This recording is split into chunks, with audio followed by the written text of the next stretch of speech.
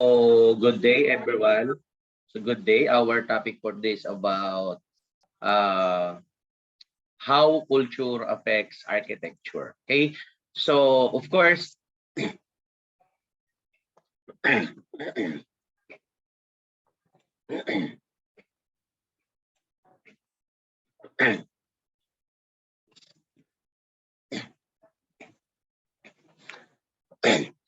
culture, no, shaping architecture is a very inherent concept. No, but we usually tend to overlook this concept or idea. So in order to truly understand this concept, we need to understand first what is culture. And culture is defined as the ideas, no, customs, and social behavior of particular people or society. And the behaviors we are accustomed to and had been taught are factors determining the kind of spaces we need to live in. So architecture becomes a frame for constructed situation. No? So an architecture is the designing of space to fulfill certain functions based on the needs of the users. So the users' needs arise based on their activities, which are well defined by their culture, and their practices and beliefs dictate what our living and gathering space should be like. Now, at times, architecture becomes a direct expression,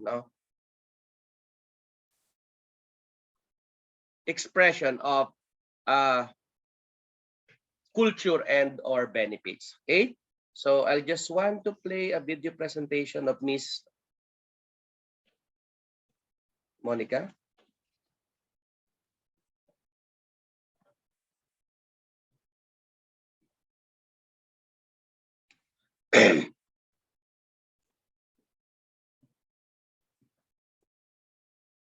In our Lesson 2, MIT 506 Enterprise Architecture, we're going to discuss how culture affects architecture. First, let's define what is enterprise architecture. An effective enterprise architecture is critical to business survival and success and is the indispensable means to achieving competitive advantage through IT. An enterprise architecture is a conceptual blueprint that defines the structure and operation of organizations. The intent of enterprise architecture is to determine how an organization can effectively achieve its current and future objectives. Enterprise architecture involves the practice of analyzing, planning, designing, and eventual implementing of analyses on an enterprise. The concepts of enterprise architecture are variable, so it will not look the same for each organization. Different parts of an organization may also view EA differently. For example, programmers and other technical IT professionals regard enterprise architecture strategies in terms of the infrastructure, application, and management components under their control. However, enterprise architects are still responsible for enacting business structure analysis. Now, why enterprise architecture? The purpose of enterprise architecture is to optimize across the enterprise the often fragmented legacy of processes, both manual and automated, into an integrated environment that is responsive to change and supportive of the delivery of the business strategy. Let's define what is culture. It says here that culture can be recognized in sets of collective views and behaviors or behavior patterns emerging when you segment people according to criteria like country, region, religion, political views, sports, company, and so on. Typically, you are part of several of those segments and you aggregate influences of the related cultures in your being. Cultures are drivers of the way we look at the world, express ourselves, and behave unconsciously. Next to factors like personality, circumstances, and etc. I, for instance, a Filipina. I love Taylor Swift and her songs, I'm a private school teacher, and all of those have some influence on my views and behaviors. I actually love eating samgyup and have different style of communicating, thinking Blackpink is one of the best girl group in Korea next to 21 and Girls' Generation. And I passionately believe it matters to look at the big pictures of business, information, and applications and technology. So, it just shows that cultures are not static, they tend to change slowly. Through your behavior, you influence culture as much as your behavior is influenced by them. Next, we have organizational culture. So, membership of an organization is one way of segmenting people, and yes, organizations have cultures. What drives organizational culture is partially elusive. It is what emerged. But sometimes you can recognize influences like national cultures, type of product or service or customers combination, personalities of leadership, specific or traumatic events in company, history, etc. Organizational culture can be seen through two different constructs, as a metaphor and an archetype. The metaphor is useful to understand, describe, and get aligned to the culture, while the archetype is used more functionally as a guide to design and build more appropriate solutions for the organization. The culture of an organization is implicit but also can be explicitly managed. Why is organizational culture important? Business leaders are interested in culture because they believe it drives performance, success, and growth. So for us as technologists, it is important because our interventions impact culture, affect it in several ways. And because of the need to be cognizant of the upheavals this can cause and resistant successful adoptions of solutions. Two case examples to illustrate the point. The first one from a cloud architect. In an engagement with the government sector of a Caribbean country, they were in the process of creating a data center. Being an enterprise architect for a cloud solution company, that did not make sense to me. I made presentations that showed the value of my company's cloud. I was sure there was no way they could resist the savings and sundry other advantages. They politely rejected it with vague reasons. By and by, I learned that they believed strongly that their data would not be safe or in their control in our data centers, and opened other governments' prying eyes. Once I realized that I changed my tact and position for using our non-premise cloud solution, this fortunately received the appropriate attention. And the second one, another organization, a Pan-Asia startup, exchanged data using Excel workbooks and email. Consolidation, loss of data, and other inaccuracies made this entire process a nightmare.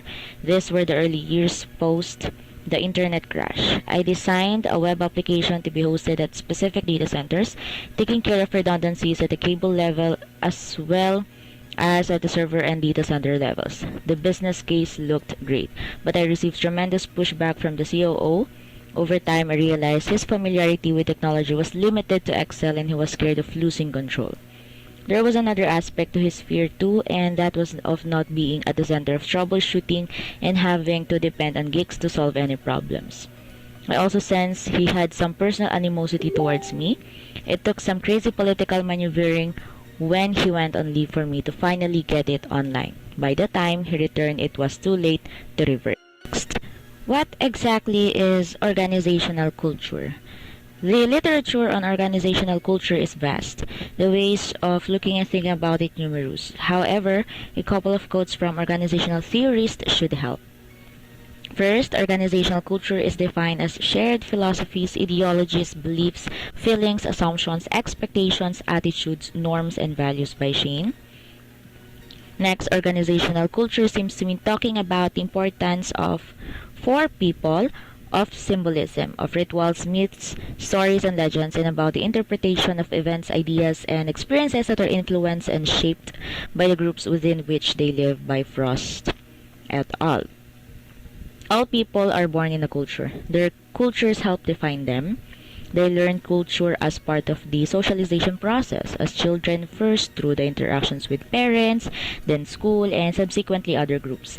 This form adults enter into organizations and then help shape the organization's culture. But in the modern world, there are many different background cultures which impact the organization. Next, people and culture. One way of understanding both change and culture is to think of all of the elements of change surrounding and within an organization. In the following, people have their mood, their environment, their biases, personality, mood, and history. This situation is exponential in complex organizations. Organizational culture is both visible and invisible. It is visible in rites, rituals, structure, function, and invisible in beliefs, values, and norms. All these mechanisms influence the way people think, feel, and behave. Next, we have what we call leadership and culture. The culture of leadership that is much the rage today, encourages the co-creation of a constantly evolving culture. Everybody becomes responsible for the culture of the organization, although the leader and his team play an instrumental role in setting the tone and defining its broad contours and salient features. Culture is influenced both by the people contributing to it and the larger environment. Microsoft's culture in the past was geared to selling licenses and MS Windows. The joke at one point was no matter the question, SharePoint is the answer. Today, with new leadership, all that seems to have changed. It is no more about licenses but about solutions rather in the cloud. People are more geared to listening to the customer. Innumerable training modules focus on empathy and the customer's journey. Different parts of the organization work more closely together. New leadership, new processes, constant reinforcement all have affected this change. Using metaphors for culture.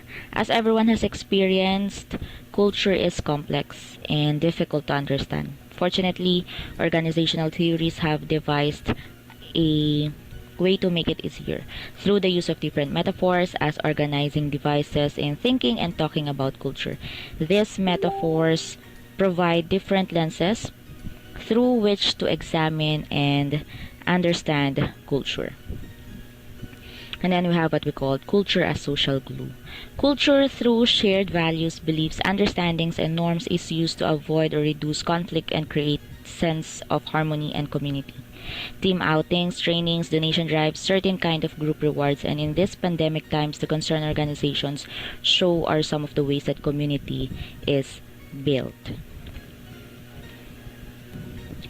There are several other metaphors for the organization, as machine, as organism, as a political space, as a psychic prison, etc. Using a combination of them can help in deepening our understanding of the organization and provide important insights with which we can be better aligned with an organization's goals or outcomes and behaviors, but for technologists, the question remains. Next, we have culture as exchange regulator. The organization creates a culture that guides how social relationships within the organization are played out. Culture is used to ensure alignment to common goals and the interests of the organization and in the sense of the collective.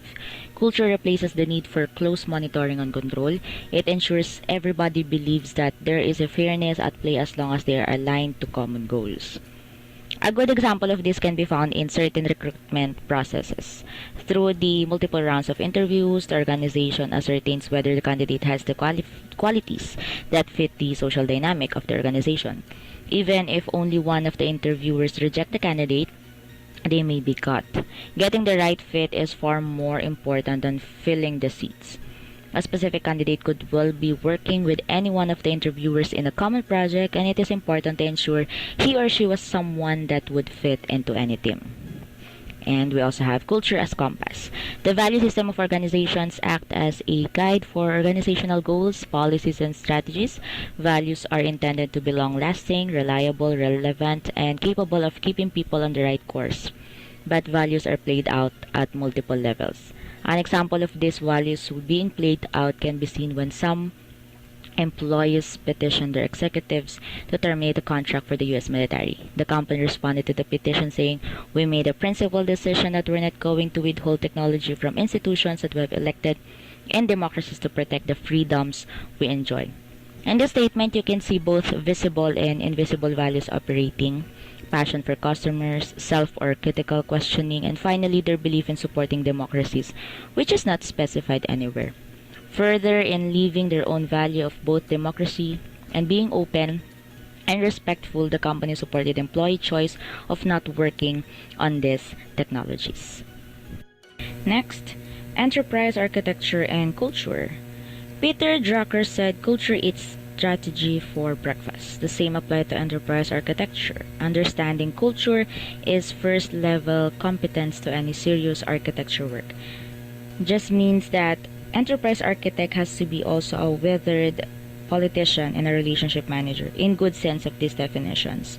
So he or she must have a good understanding of company culture. Keep in mind that company culture can eat you for breakfast, and leverage good relationships. So he or she could build while performing enterprise architectures, activities, and projects. What's in it for enterprise architects? Enterprise architects who study company culture can have some big advantages in terms of greater impact, the value for the organization. Important aspects influenced by culture are how organizations deal with strategy, organizational structure, and hierarchy, the way decisions are made. And we will share some views on several of those. Next is the dealing with strategy.